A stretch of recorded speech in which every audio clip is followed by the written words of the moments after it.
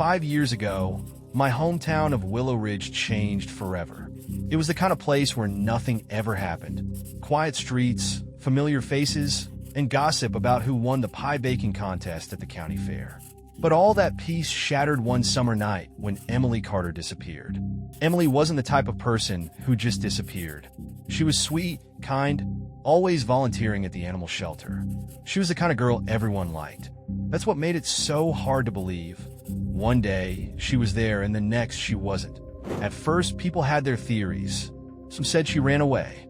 Others thought she'd been taken. There were even whispers about a drifter passing through town. But there was never any evidence. No body. No leads. Just an empty spot where Emily used to be. And then, 3 months later, another shock came. Adam Daniels, Emily's boyfriend, killed himself. He left a note. It said, "I couldn't live with the guilt anymore. I killed Emily. I am sorry." Just like that, the case was closed, or at least that's what everyone thought. Adam was gone, and with him, any chance of finding out what really happened. But even back then, I couldn't accept it. I was 13, but I wasn't naive. Something about the whole thing didn't sit right with me. Adam and Emily were inseparable. Everyone knew they were crazy about each other. So why would he kill her? And if he did, where was her body? I couldn't stop thinking about it. For years, it stayed with me like a loose thread I couldn't stop tugging at. Now, I'm a senior at Willow Ridge High, and when Mrs. Henderson assigned us a semester-long project to investigate a real-life case, I knew exactly what I wanted to do. I told myself it was just a school project, but deep down, I knew it was more than that. I had to know the truth, so I started digging. I went through old newspapers, interviewed people who knew Emily and Adam, and looked for anything that didn't add up. At first, it felt like I wasn't finding much, but the deeper I dug, the more I realized that Emily's disappearance wasn't just a tragedy. It was a thread connecting secrets about my town, about the people I'd grown up around, about Emily, about Adam, and about me. The deeper I went, the more I started to understand one thing. Some secrets are buried for a reason. When I first started my project, I thought the answers would come easily. The case was old, sure, but Willow Ridge is a small town. Everyone knows everything about everyone. Or at least, that's what I thought. The first thing I did was head to the library. There was an article in the Willow Ridge Gazette from the week Emily disappeared. I must have read it a dozen times back then, but now I was reading it with fresh eyes. The story was simple. Emily went to a party at a friend's house on the night she disappeared. Adam was there too. Around midnight, they left together. That was the last time anyone saw her. The next day, Adam told the police that Emily had walked home alone. That's when the theories started. Did she actually make it home? Did someone follow her? But here's the thing. When I went through the article again, something stood out that I hadn't noticed before. One of Emily's friends, Katie, told the paper that Emily and Adam had been arguing at the party. I thought that was strange. Adam's note made it sound like he felt overwhelming guilt. But guilt over what? An argument? Or something worse? I decided Katie would be my first interview. She still lived in town and worked at the local diner. It was easy enough to find her. When I asked about the party, her reaction caught me off guard. She got quiet, her face turned pale, and she said, "I don't know why you're digging this up. It's over. Let it go." I pressed her, but she wouldn't say anything else. She just wiped her hands on her apron and walked away. That's when I realized people didn't want to talk about Emily. Not because they didn't care, but because they were scared. Scared of what, though? Later that night, I found myself sitting on my bed, staring at my notes. Katie knew something. I was sure of it. But she wasn't going to tell me. Not yet. Anyway, so I went back to the articles. I found a photo from the night of the party. It showed Emily, Adam, Katie, and a few other kids standing in the backyard, smiling for the camera. At first glance, it seemed innocent, but then I noticed something odd. In the background, there was someone else. A man standing near the fence, barely visible. He wasn't smiling. In fact, he wasn't even looking at the camera. He was looking at Emily. I tried to remember if anyone had ever mentioned a stranger at the party, but I couldn't recall anything. The article didn't say a word about it. I showed the picture to my mom. She squinted at it for a long time before shaking her head. "I don't know who that is," she said, "but he's definitely not from around here." It didn't make sense. Willow Ridge wasn't the kind of place where strangers just showed up. The next morning, I decided to visit the police station. I wasn't sure what I expected to find. Maybe an old file?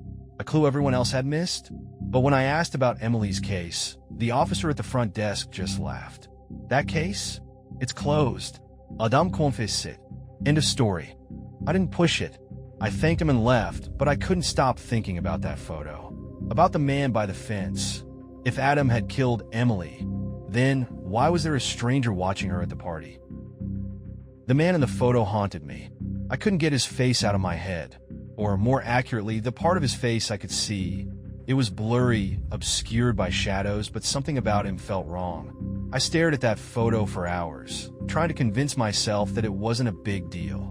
Maybe he was just someone's older brother or a neighbor passing by. But deep down, I didn't believe that. And I wasn't the only one. A few days after I visited the police station, Katie showed up at my house. I wasn't expecting her. I hadn't even spoken to her since the diner. She stood on my porch, glancing over her shoulder like she was worried someone might see her. "We need to talk," she said. I brought her inside, and as soon as we sat down, she started talking. Fast, like she was afraid she'd lose her nerve if she didn't get it out all at once. "That night at the party," she began, "Emily was upset. She and Adam were fighting, yeah, but it wasn't about him. She kept saying someone was watching her." "Someone at the party?" I asked, my heart pounding. Katie nodded. She thought it was one of the guys from school at first. You know how it is, everyone knew her. A lot of the guys liked her. But then she realized she didn't recognize him. He wasn't from school. He wasn't from Willow Ridge. Did she say who it was? No. But Katie hesitated, wringing her hands. There was this one guy. He kept hanging around, older, maybe in his 30s. I don't think he was even invited. He just showed up.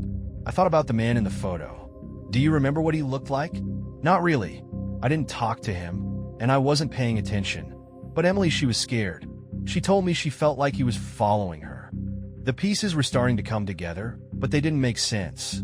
If Emily had been afraid of this man, why wasn't he mentioned in any of the reports? Why had the police focused so much on Adam? Why didn't you say anything before? I asked. Katie looked at me like I just asked the dumbest question in the world. Because this town doesn't like questions. You know that. She wasn't wrong. Willow Ridge liked things neat and tidy, and asking questions about Emily's case meant stirring up a mess that no one wanted to deal with. After Katie left, I sat down with the photo again. Now that I knew what to look for, I couldn't stop seeing it. The way the man's eyes seemed locked on Emily, the way his body was angled, almost like he was trying to blend in. I needed answers, and there was only one person who might have them. Mrs. Jennings, the neighbor who lived across the street from where the party had been held. She was one of those women who noticed everything, always peeking out her curtains. If anyone had seen something that night, it was her. The next morning, I knocked on her door. She opened it just a crack, her sharp eyes scanning me up and down. "What do you want?" I held up the photo. "I'm working on a school project about Emily Carter. Do you remember anything about the night of the party?" Her expression didn't change, but I could tell I'd hit a nerve. She hesitated, then stepped outside, closing the door behind her. "I remember the party," she said quietly. "And I remember him." "Who?" "The man you're asking about. He was standing by the fence watching. I didn't recognize him, but he gave me the creeps. He wasn't from Willow Ridge. I'd bet my life on that. What happened to him? Did he leave?" Mrs. Jennings shook her head. "He stayed until the party ended. I saw him follow Emily and Adam when they left." I felt like the ground had dropped out from under me. "You didn't tell anyone?" "Of course I did," she snapped. "I told the police, but they didn't care. They'd already decided Adam did it. Said I was just confused, that I'd imagined him." I thanked her and left, my mind racing. If Mrs. Jennings was telling the truth, then the police had ignored a key witness. They'd chosen to pin the blame on Adam instead of investigating a stranger who might have been stalking Emily. The question was why? I couldn't stop thinking about what Mrs. Jennings said. A stranger following Emily and Adam after the party? Why had no one done anything about it? Why had the police ignored her? The next day, I went back to the library. I needed more information about the night of the party. The school yearbook archives had a section for the class of Emily's year, and I hoped there might be more pictures from that night. It took hours of searching, flipping through page after page of unrelated photos. But finally, I found something. It wasn't much, just another blurry photo from the party, but there he was again. The same man. This time, he wasn't standing near the fence. He was closer to the house, half hidden in the shadows of the patio. He wasn't smiling. He wasn't even pretending to mingle. He was just watching. I scanned the rest of the photo, looking for Emily. She wasn't there, but Adam was. He was standing in the foreground, looking straight at the camera. And then I noticed something that made my stomach drop. Adam's eyes weren't on the camera. They were looking past it, at the man in the background. It wasn't just Emily who noticed him. Adam saw him too. I scribbled down some notes and left the library, my head spinning. If Adam saw the man that night, why didn't he say anything to the police? Or what if he did?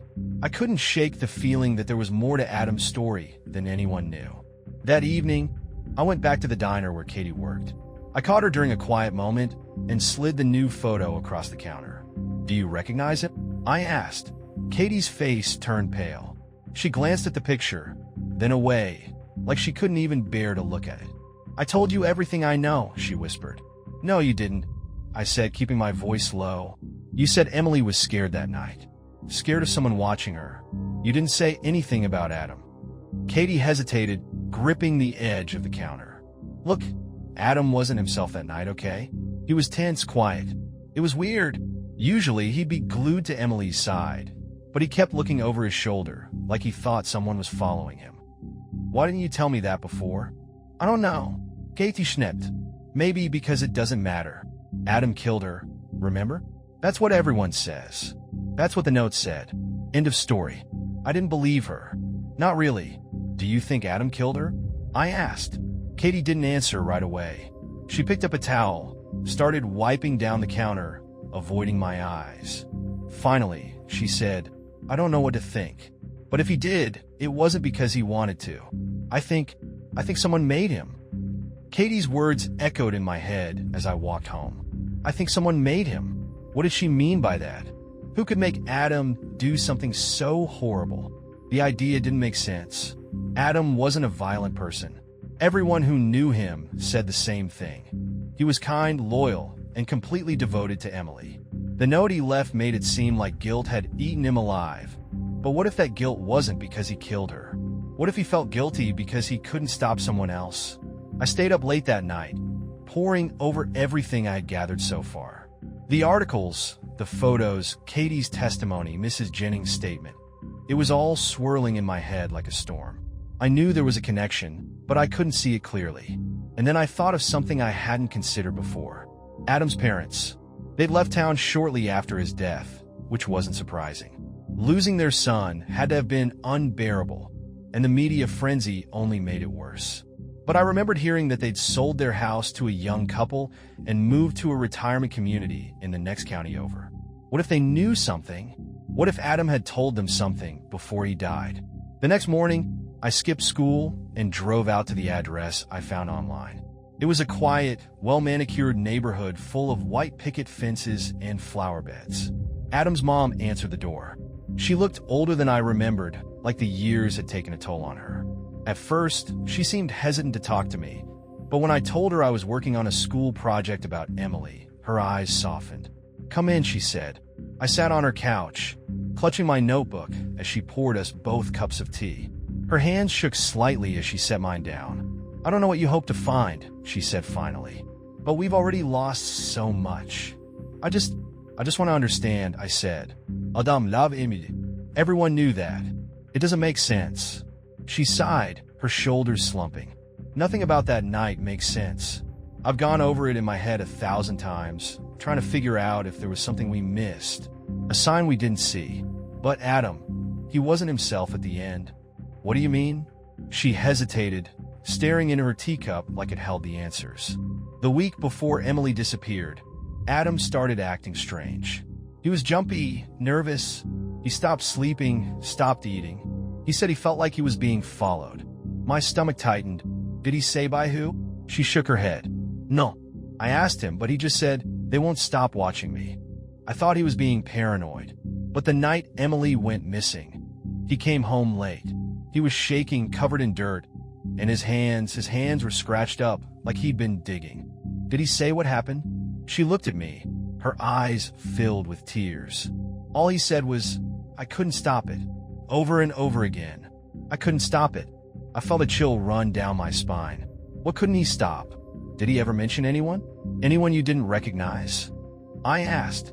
For a moment, she didn't answer. Then she said, "There was a man. He came to the house once, about a week before Emily disappeared. Adam wouldn't let him inside. They argued on the porch, and when the man left, Adam wouldn't tell us who he was. Just said he was someone from town." "Did you see him?" She nodded. Tall, maybe in his 30s. He wore a baseball cap, so I couldn't see his face well, but there was something about him, something cold. I felt like the pieces of a puzzle were starting to click into place, but the picture was still incomplete. "Do you think Adam? Do you think he killed her?" I asked softly. She didn't answer for a long time. When she finally spoke, her voice was barely above a whisper. "I think Adam believed he didn't have a choice. I left Adam's parents' house feeling more confused than ever. I couldn't stop it." Those words repeated in my head like a broken record. What did Adam mean? Who was he trying to stop? And why? And then there was the man. The tall stranger who showed up on Adam's porch, arguing with him just days before Emily disappeared. It couldn't be a coincidence. On my way home, I kept thinking about what Adam's mom had said. How the man was from town. That changed everything. For years, everyone thought Emily's disappearance was random. Something that couldn't have been predicted. But if the man was from Willow Ridge, that meant someone here knew him. I needed to figure out who. When I got home, I pulled out the photo from the party again. I studied the man in the background, his shadowy figure blending into the night. If he was from town, why hadn't anyone come forward to identify him? I decided to start with the obvious, the location of the party. The house where it all happened belonged to the Parker family, one of those old, well-connected families that seemed to know everyone in Willow Ridge. Their daughter, Claire, had graduated the year Emily went missing. The Parkers had moved out a few years ago, but Claire still lived in town. She worked as a real estate agent now, and I figured she might know something, if not about the man, then about the party. I tracked her down at her office and asked if she'd talk to me. She seemed surprised at first, but when I mentioned Emily, she agreed to meet me for coffee. At the cafe, she stirred her drink nervously as I explained my project. "I'm trying to piece together what really happened that night," I said. "Do you remember anything unusual about the party? Someone who wasn't supposed to be there?" Claire frowned. "It was a long time ago," she said. "But now that you mention it, there was a guy. Older, definitely not in high school. I didn't know him, but I figured he was someone's cousin or something. You know how people just bring random guests to parties? Did you talk to him?" "Not really. He stayed in the background most of the night. I think he left early." She hesitated, then added, "But now that I think about it, there was something weird. After the party, my parents found cigarette butts near the fence. We didn't let anyone smoke on the property, so I guess he must have been standing out there, watching." The hairs on the back of my neck stood up. "Do you remember what he looked like?" "Not really. Tall, dark hair, baseball cap." "Sorry, I know that's not much to go on." It wasn't, but it was something. As I walked out of the cafe, I couldn't shake the feeling that the man was closer to Emily than anyone realized. He wasn't just watching her. He was following her. But why? That night, I sat in my room, going over everything again. The argument at the party, the man on Adam's porch, the cigarette butts by the fence. It all pointed to someone local, someone who'd been keeping tabs on Emily. And then it hit me. Adam wasn't guilty because he killed her. He was guilty because he knew who did. The realization hit me like a punch to the stomach. Adam wasn't guilty because he killed Emily. He was guilty because he knew who did. Suddenly, so much made sense. His strange behavior in the weeks leading up to Emily's disappearance, the cryptic things he said to his parents, even his suicide note.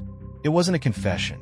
It was a way to protect someone, or maybe to keep himself from revealing the truth.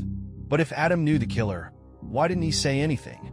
I couldn't let the question go, so the next morning, I decided to revisit the people closest to the case. I started with Katie. She was hesitant to talk to me again, but I didn't give her much of a choice. "I need to know more about that night," I told her. "If there's something you're not telling me, now's the time." She looked like she wanted to argue, but then she sighed. "Phoenix, but you didn't hear this from me, okay?" I nodded, holding my breath as she began.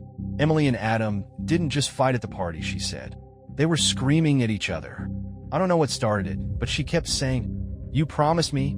You promised you'd fix this." "Fix what?" I asked. "I don't know," Katie said, shaking her head. But Adam looked freaked out. He kept saying, "I'm trying. I'll fix it, I swear." I felt a chill run down my spine. Whatever they were talking about, it wasn't just a normal argument. And then Katie continued, lowering her voice. She said something that still haunts me. She said, "If anything happens to me, it's your fault." My hands clenched in a fist under the table. "Why didn't you tell anyone this before?" Katie looked away. "Because I didn't think it mattered. Everyone already decided Adam did it. What difference would it make?" "It makes a difference now," I said. I left the diner with my head spinning. Emily had been afraid. Afraid of the man who was following her, and afraid of whatever Adam had promised to fix. But what was it?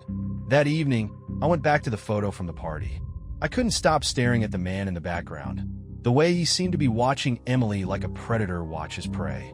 And then my eyes drifted to the faces in the foreground. Adam, Katie, a few other classmates, and someone else. Someone I hadn't noticed before. It was a man standing slightly off to the side, holding a drink and laughing with a group of students. He wasn't wearing a baseball cap, but his posture, his height, everything about him reminded me of the stranger. I flipped through more photos from that year, looking for the same man.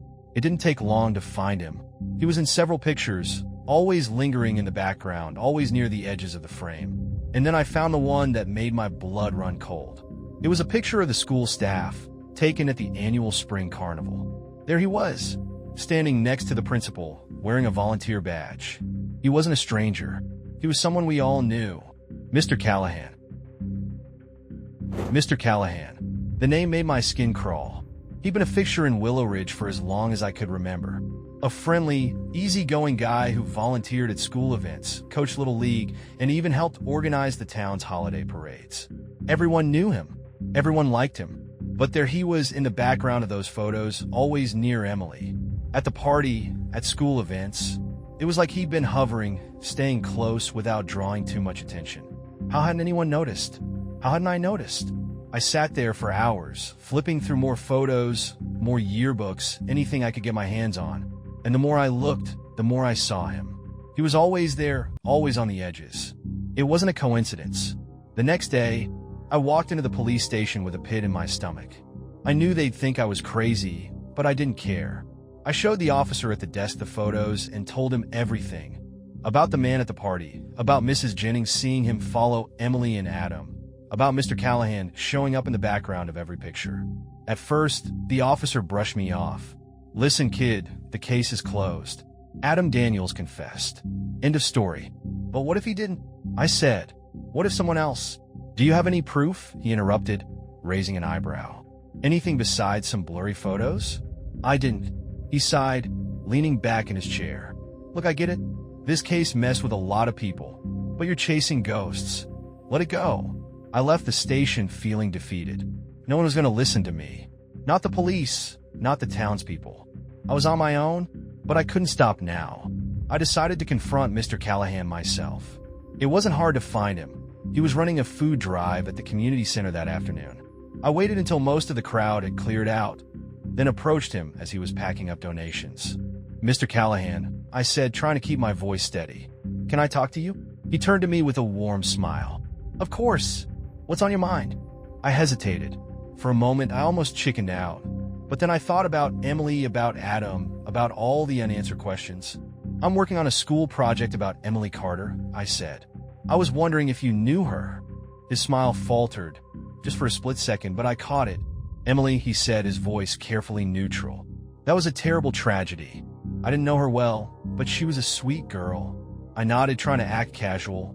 "I found some photos from the party she was at before she disappeared. You were there, right?"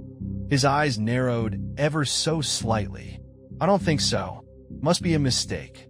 I pulled out one of the pictures and held it up. "This isn't you?" For a moment, he didn't move. Then he laughed, shaking his head. "Well, I guess I was there after all. Funny how time messes with your memory, huh?" But his laugh sounded forced. I pressed on. "Mrs. Jennings said she saw someone following Emily and Adam after the party. A tall man, dark hair about your age. Do you know anything about that? His expression hardened. I think that's enough questions for today. I stood my ground. I'm just trying to figure out what happened to her. Don't you think she deserves that? He stared at me for a long moment, his eyes cold and calculating. Some things are better left in the past, he said quietly. I walked out of the community center with my heart racing. Some things are better left in the past. It wasn't just what Mr. Callahan said. It was the way he said it. Calm, deliberate, like it wasn't a suggestion, but a warning. I was more convinced than ever that he knew something about Emily's disappearance. Maybe he was the one following her that night. Maybe he was the reason Adam was so afraid. But how was I supposed to prove it? That evening, I started digging deeper into Mr. Callahan's past. At first, there wasn't much to find. He had been in Willow Ridge for years, worked as a volunteer at community events, coached sports, and seemed like a model citizen. But then, buried in old public records, I found something strange. 15 years ago, before he moved to Willow Ridge, he lived in a small town called Red Hollow. And just like in Willow Ridge, there was a tragedy in Red Hollow. A high school girl had gone missing. Her name was Sarah Whitaker. The similarities between Sarah's disappearance and Emily's were eerie. Sarah was the same age as Emily, a well-liked girl with no enemies. She had vanished after a party, with no trace left behind. No suspects, no answers. And just like in Emily's case, a young man, Sarah's boyfriend, had been blamed. He didn't leave a note like Adam, but the stress of the investigation drove him to take his own life. I couldn't believe what I was reading. It was like history repeating itself. I dug further, trying to find any connection between Mr. Callahan and Sarah's case. At first, there was nothing, but then I found it, a single mention in an old article.